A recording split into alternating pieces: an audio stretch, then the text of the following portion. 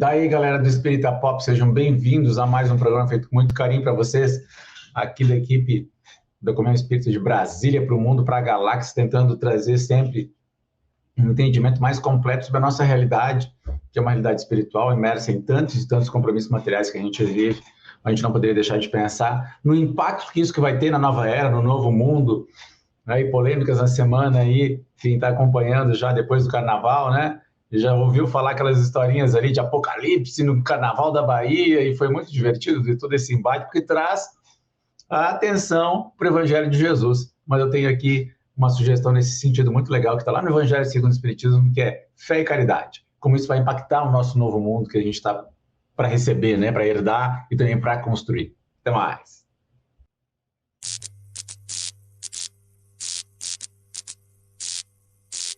Daí, pessoal, tudo bem com vocês? Beijo no coração de vocês, fiquem com Deus, que vocês estejam enfrentando, né, de forma proativa os desafios.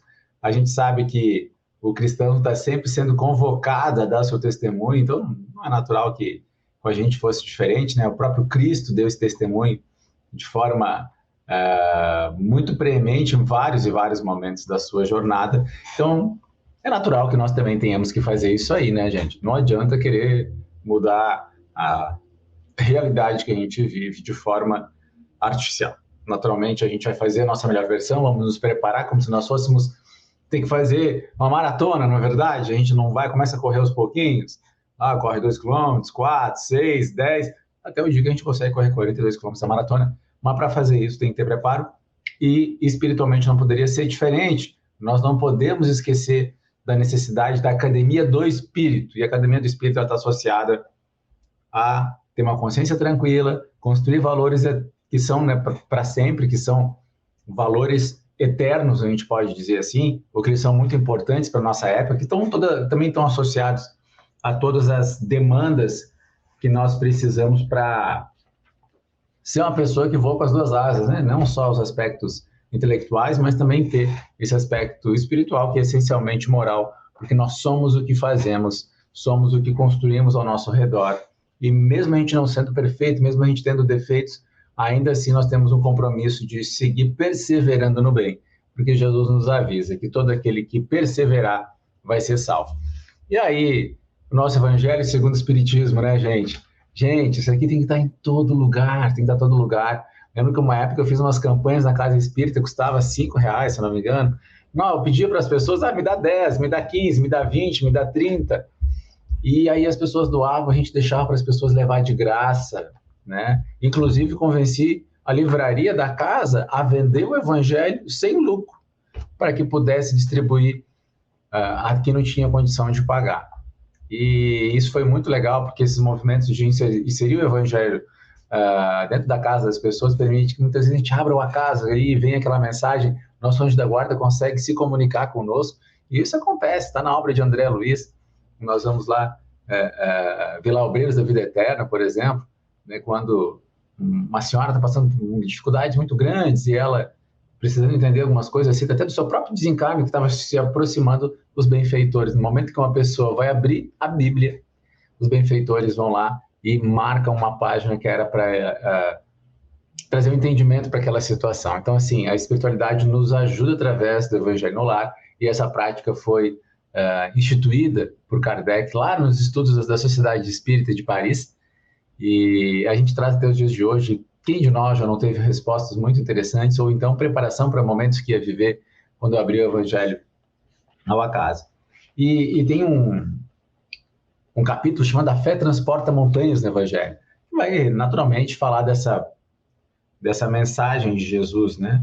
Se a gente tivesse fé, a gente diria aos montes, né, para eles se moverem de um lado para o outro, e eles se moveriam. Se tivesse fé do tamanho de um grão de mostarda, em dado momento ele também fala, ou seja, que nós ainda temos dificuldade de compreender o que é esse poder, e Jesus tem tanta fé que o magnetismo dele pode fazer coisas que a gente considera como milagre, mas que está dentro da ordem natural de espíritos tão poderosos como é o caso dele. Por isso que ele pode transformar água em vinho, pode curar as pessoas, porque ele manipula magneticamente os elementos com uma consciência, está conectado com os elementos a tal ponto que consegue fazer com que o seu pensamento produza sobre o ambiente material tudo aquilo que ele quiser. Como a gente sabe, acontece no plano espiritual com os espíritos, que podem tomar a forma que acharem mais conveniente, enfim, né? No plano espiritual, a matéria espiritual, vamos dizer assim, é muito mais plástica, mais sujeita aos nossos pensamentos. E aí já deixo de dica um filme antigo, ganhou o Oscar de efeitos especiais,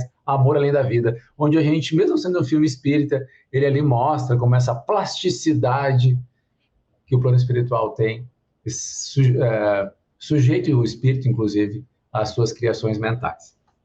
A Revista Espírita fala disso também, enfim, gente, vai embora.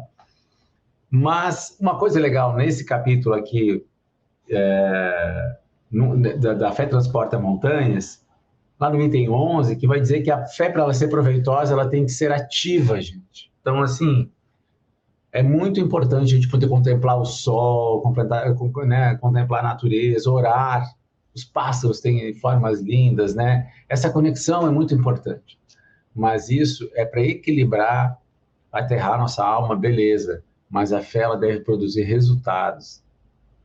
E ela vai conseguir gerar no nosso coração esperança e propósito para nós agirmos e fazermos da caridade algo concreto. Caridade, segundo Allan Kardec, lá no Livro dos Espíritos, a gente sempre repete, né? Bondade, benevolência, né? Indulgência e perdão. Eu gosto de traduzir de uma forma mais moderna, às vezes, para a galera mais nova entender bondade, tolerância e solidariedade. Ou solidariedade, indulgência, né? Que seria a parte da tolerância e o perdão. Quer dizer, para nós entendermos isso de uma linguagem bem próxima à nossa realidade, sabe? Para nós entendermos isso como algo concreto no nosso dia a dia. Eu tenho como ser mais bondoso? Beleza, algo concreto. Eu vou ligar para o cachorrinho que está com sede, está com fome, né? Vou ligar para aquele andarilho, será que ele conseguiu comer hoje? A pessoa que está catando a latinha. Estou falando das pessoas mais simples, dos serzinhos mais necessitados, às vezes, né? Dos animaizinhos mais necessitados, para a gente poder fazer disso uma prática e não tolerar mais o sofrimento extremo das pessoas à nossa volta, se que a gente tem uma pequena mudança, uma pequena ação. E vamos lembrar de pessoas que faziam isso e entraram por a porta da frente do plano espiritual, muitas delas sendo recebidas por Jesus, como Madre Teresa de Calcutá, gente. O que eu estou falando aqui não é absurdo, né? Madre Teresa de Calcutá, vamos assistir o filme dela. Vale muito a pena para a gente entender esse espírito que muitos dizem que é Teresa de Ávila, dizem que Teresa de Ávila, né? Tem obra espírita falando que Teresa de Ávila é Maria Madalena. Então, mas com certeza é um espírito muito nobre, muito nobre. E ela não passou a não concordar com o sofrimento extremo à sua volta e ela fez uma diferença enorme. Mas se a gente não tem condição de eliminar a fome, vamos pegar uma barrinha que seja.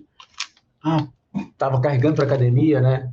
Tá com fome? Então tá, pega essa barrinha aqui. Gente, Deus começa a nos amparar, porque os benfeitores, eles estão conectados com todas as pessoas, e cada pessoa que está numa necessidade extrema, seja uma depressão, seja uma tristeza, a gente vai lá, quando a gente ampara aquela pessoa, tem um anjo da guarda ali desesperado, torcendo pela reforma íntima, pela alteração de quadro daquela pessoa, e a gente é abraçado espiritualmente, a gente é enlevado espiritualmente. E isso vai estruturando em nós esse sentimento de dever cumprido, vai aliviando a nossa consciência e faz uma coisa maravilhosa, que é quitar os nossos débitos que a gente tem. E eu sempre falo, eu repito sempre que eu posso aqui, as sementes que rendem 100 por 1, 70 por 1, 30 por 1, ou seja, tem coisas que a gente faz que elas impactam nas coisas erradas que a gente fez em larga escala, anulando, às vezes, dores que a gente carrega, que a gente nem lembra por que dói, mas são hábitos errados lá atrás. Então, o compromisso da gente fazer a nossa fé se tornar ativa. E como é que a gente vai fazer isso, né? O mundo vai entrar em colapso, boatos, né? Rumores de terceira guerra mundial, potências com armas nucleares se ameaçando, e os conflitos eles estão em várias partes do globo, né? Essa guerra, Israel, Hamas, tudo que está envolvendo o mundo realmente é um risco, gente. Não vamos achar que não. É um risco. Por isso que o bem que a gente pode fazer hoje, a gente não deve deixar para amanhã. Sabe aquele projeto de ajudar mais gente? Ele tem que sair do papel agora. Ah, mas a gente não sabe quanto tempo a gente vai manter. Deus é que sabe das coisas. A gente também não vai controlar tudo, né? Nem a casa do caminho, a casa criada pelos apóstolos para amparar, né, as pessoas ali em Jerusalém, existe mais. Que ousadia a gente tem que ter de que tudo tem que ser para sempre. Nós vamos ajudar o tempo que a gente consegue. Não é verdade? Então vamos fazer o que a gente consegue pelo tempo que a gente tiver condições de fazer. E depois, se a obra precisar parar ou ser reorganizada, ok, faz parte. Nós criamos um trabalho aqui que está difícil de andar, mas cada vez que a gente fez, a gente conseguiu muito. A gente está levando violão e músicas espiritualistas, né, músicas cristãs, para o lar dos velhinhos, que a gente conhece, que até inclusive os particulares, tá, gente? Porque as pessoas que estão lá sofrem iguais às outras que estão naqueles que são associações, que são públicos. Então, eu vou começar a convidar vários amigos violeiros para a gente levar músicas, louvores, mensagens bonitas para o lar dos velhinhos, e nós vamos levar amigos nossos que também estão precisando muito trabalhar para conversar com essas pessoas, para dar um oi, para pegar na mão. Olha só, gente, o que a gente pode fazer. Isso é um dos trabalhos, né, das centenas de trabalhos que a gente tem acompanhando, que a gente pode, né, ir acompanhando. Ajudar. Aquele que sobe ao alto mais facilmente não é o que suplica transferência ao paraíso, é aquele que se acha interessado em ajudar cá embaixo.